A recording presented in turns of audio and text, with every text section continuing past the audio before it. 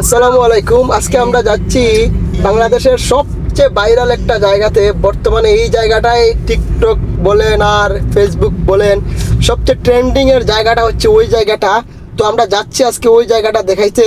তো ওই জায়গাটা দিনের চেয়ে রাত্রেবেলা আরও সুন্দর, কিন্তু এই দিনের বেলা ন্যাচারালি যে জায়গাগুলো দেখাইতে পারবো, রাত্রেবেলা কিন্তু এরকম পারবো না।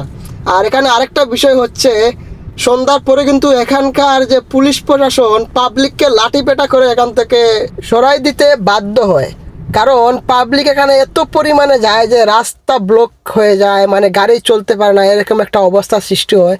তো পুলিশ এই লাঠিপেটা করতে বাধ্য হয়। শেষমেশ আমরা বসুন্ধরার সেই জাতীয় সেলফি স্টেশনে আমরা এসে গেছি। ওই জায়গাটা অনেক সুন্দরই, খারাপ বলা যায়। তো জায়গাটা অনেক সুন্দর, রাস্তাটা এরকম রাস্তা বাংলাদেশে আছে এটা প্রথম দেখাতে কেউই বিশ্বাস করবে না। তো আমি আমার একটা ছবি আমি ফেসবুকে স্টোরিতে দিয়েছিলাম, আমাকে অনেকেই মেসেজ করেছেন, আবার অনেকেই ফোন দিয়েছেন যে আমি কোন দেশে আছি। আজকের মতো শেষ করছি, দেখা হবে পরবর্তী কোনো ভিডিওতে।